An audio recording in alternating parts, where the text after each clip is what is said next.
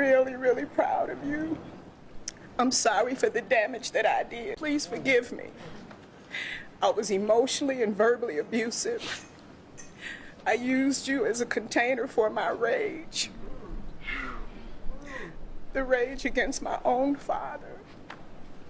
I cursed God that he gave me sons because of the rage that I had.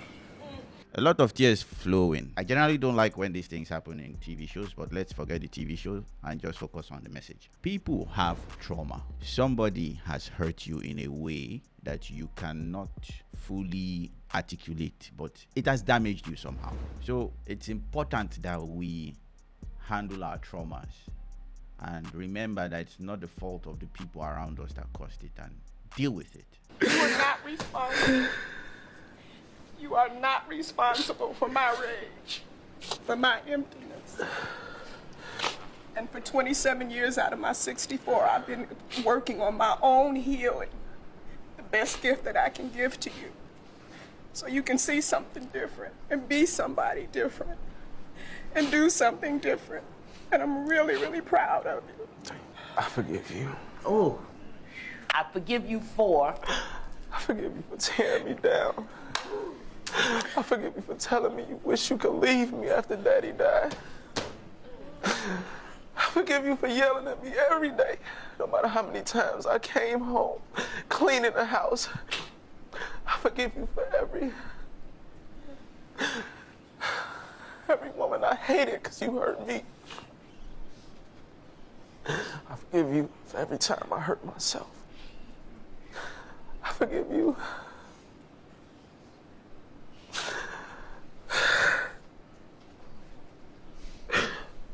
I love you. I don't know what I'll do without you. I forgive you for not being who I needed you to be, who I wanted you to be. Yeah. For who I didn't have growing up without a father. I needed you so bad, and you were at work. You were gone. When you got home, I was sitting on that couch. I had popped 50 pills, and you walked past me and didn't even notice it. I'm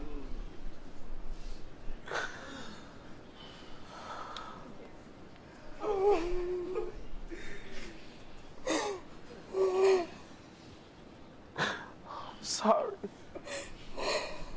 I'm sorry for not getting help when you told me to. I'm sorry for putting all these kids in your life, because I know at times, as much as you love them, they could be a burden to you too. I'm sorry for not acknowledging how much of an impact you've played in my life. So you all have seen the video. It's in a TV show. I generally don't like things like this happening in TV shows because it rubs me some way, but let's forget about the TV show and just focus on the message. It's important to know that our parents have issues. They are not just people without problems, and in raising us, they had to pause a lot of things in their life to focus on us. They were dealing with their issues while they were dealing with us. When I finally turned 25 or so, I then understood a little of what my father was experiencing, and I then looked at it and be like, you are dealing with your own issues and you are dealing with me. It's not easy. But at the same time, people, especially parents, need to understand that whatever you are going through is not your child's fault.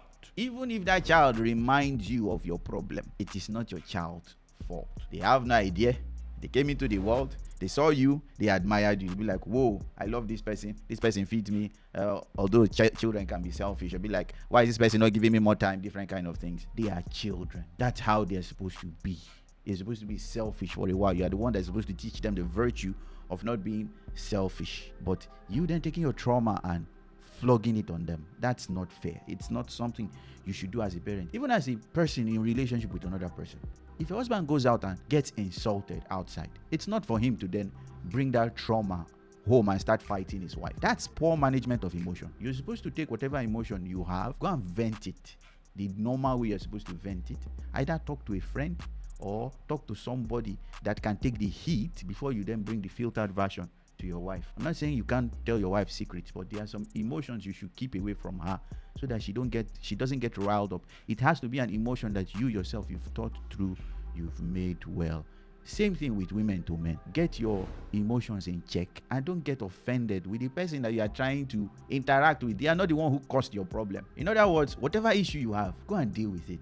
Settle it. Understand it. Then treat the people around you the way they are supposed to be treated. Finish. If you need counseling, go for counseling. If you need to talk to your minister, talk to your minister. I don't believe therapy work. I believe counseling is way better than therapy. Go and talk to whoever you trust as an elder to you that is succeeding in whatever area you think you are deficient in and get better. Another good thing that she said she did, she said she took 27 years out of her 64 to work on herself, which is good. Sometimes these things take time, and while it's taking time, she might have been too harsh on her son. Her son mentioned a lot of things, but she said she worked on herself. I would say she could have said more, but the son was made to say more because he was the one noticing all of these things. I wish she was the one who noticed it. He mentioned a lot of things, but I'm grateful to God that she herself is not like, okay, I'm waiting for you to tell me how rather she's like, now tell me what I did and forgive me now, please. I don't really care anymore. But she was actually emotional towards what the boy, or rather what the man was saying. Okay, he said he forgives her for tearing him down. This is something that goes on in the African setting. I would say even the Yorubas do it a lot,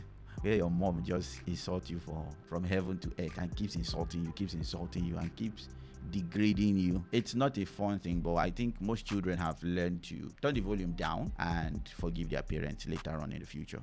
But there are things parents can say to you that will just ruin your year, not even your day, ruin your year. And I think most children try their best to get the validation from their parents, and some never do. And when they get old, they'll be like, well, I never got it when I was young, so what's the point of getting it now? And that's when you see children that are very distant from you. They don't care because they tried all of their youth to get your attention, but you never gave it to them. So people need to be conscious about these things, that no matter what I'm going through, no matter what the boss that I'm going to face, I have this child in front of me that when they are old, they will deal with me also. You treat them well. You treat them as you're supposed to treat them. Give them the attention they need and don't forsake them. Because when they get old, they will abandon you. He also mentioned that she didn't acknowledge his contributions, cleaning the house. Okay, he did all the things right, but I won't put words into her mouth. I'm just trying to imagine what he went through. It's like, oh, mommy always complains about me cleaning the house, and he tries to clean the house, and she goes to the kitchen and be like, why didn't you clean the kitchen? I'm not saying that was what happened,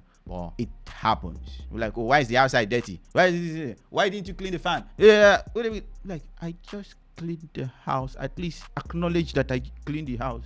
Nope, that's what will be probably going in his mind, because he can't vocalize it. If he vocalizes it, he's dead. They'll bring out the slippers and flog his ass. But children try. It's important to notice the little that they do and not focus on the big things that they did not do, where they are trying their best to show you that, oh, I heard what you said the last time, I've cleaned the house. You'll be like, oh wow, you did a very good job, thank you for cleaning the house, but please also consider cleaning the kitchen the next time you do it. But you can do it now. Finish. You've acknowledged the good thing that they did. You've congratulated them. And you've also asked them to do better. So it's worse when they do all those things and you say, why did you clean the kitchen? You only clean here. You are happy. Why didn't you clean the kitchen? Why didn't you clean your room? Why didn't you clean your sister's room? Blah, blah, blah, blah. So all those things will just discourage the child. So he didn't have his father. At least he would have gotten another emotional attention from his dad if he had his father. The problem was too much on him. This is why I will not praise single motherhood. I will not, even if it's by accident you are a single motherhood. I will sympathize with you, but I will not celebrate you, because it's not something to be celebrated. We're supposed to be celebrating virtue, not celebrating issues that was caused by chance. If I know you are a good mother and you're trying your best to find a husband or a man to help you in your whatever, not because you want to use him, but you truly genuinely want to submit, I will praise your ability. I will praise your work ethic. I will praise your desire. I will praise that virtue in you. I will not praise the fact that you are a single mother. I will not do that. I may praise the fact that you are a mother and you are a good mother, but I will not praise the fact that you are a single mother. I will not do that. It's not something to be celebrated at all. So it's good that he's saying he loves her. At least he doesn't hate her anymore, which is a good thing. You can show that he truly loves her. I think I missed the part where he mentioned what made him fatherless. Maybe their dad left them or the mom left their father. I'm not sure. Whatever the case is, he needed a father. And this is another thing. He needed a father, but the mom was focused on work. I'm not saying work is bad, but this is where a marriage comes into place. A marriage shields you from the need to go and work when you need to train your child. When you have a husband that's supporting you financially, you can take a lesser job and have more time with your children. But there are some people or women that are not in this woman's shoe that are purposely taking on jobs that will give them zero time with their children, and they will outsource all of that responsibility to a stranger that doesn't know their child. If you have the opportunity to take a lesser job to stay with your children more, please take it. It's an investment that you cannot get back. Even if you work for Apple and you make the latest iPhone and you revolutionize everything in mobile technology, it's not as important as that child that will grow up and become another child in the future, or rather that will give birth to their own child in the future. That child is more valuable than whatever product you are making in your office. Another sad part that he mentioned is he took pills, as in he overdosed and wanted to kill himself. I'm not sure if he wanted to kill himself, but it felt like he wanted to kill himself, or let's just say he wanted to get high because of the problems around him. She didn't notice. She was busy going to work. That takes a high level of neglect to see your child take a lot of drugs. Let's even say he was in his room and he took it. Are you not supposed to check up on your child before you leave out for work? I understand that you might be late in some cases, but that is something a parent should do. And for people who are championing single motherhood, remember, it is the child that suffers, not you. You might take all the glory from social media, but your child suffers. So please, people, don't champion this kind of thing, and encourage people to work together and marry so that they can raise good and sane children, not damaged children. Thank God this guy has dealt with his own issue. Imagine this guy now not dealing with his own issue and getting married. He will damage his own children in level 2. So this is something we have to be conscious about and work against. Whatever trauma you have is yours. Deal with it. Don't let it affect your wife. Don't let it affect your husband. Don't let it affect your children. Don't even let it affect your neighbors. It's not their fault. Go and deal with it. Talk with people. Get counseling. Grow. Be ready to be rebuked. Be ready to be corrected. Be ready to improve. And if you have children, please raise them in love. I'm not saying you can't discipline them. Discipline them when they are wrong. That's part of love. But raise them well. Don't always make them feel like, am I the cause of mom's anger? Am I the cause of dad's anger? No. If they are the cause of your anger, tell them why they are the cause of your anger and discipline them for it. If they are not, if you somehow leak your anger on them, you have to apologize. I don't care whether you are the father or the mother. You have to apologize. You are not too old to apologize. So please, people, don't raise damaged children. Please, show them you care. Please. I don't tell you now. I hope this video blesses you, and I hope to see you more on my channel. Please, when you see my video, please click them, watch them, like, subscribe.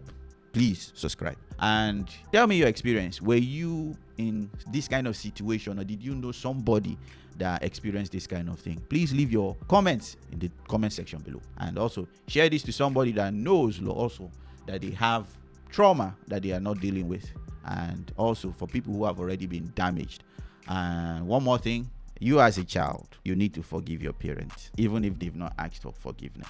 Go and tell them their fault and forgive them, even if they don't acknowledge it. You will feel 10 times better and your life will become smoother. I hope this blesses you. I'll see you guys and girls later.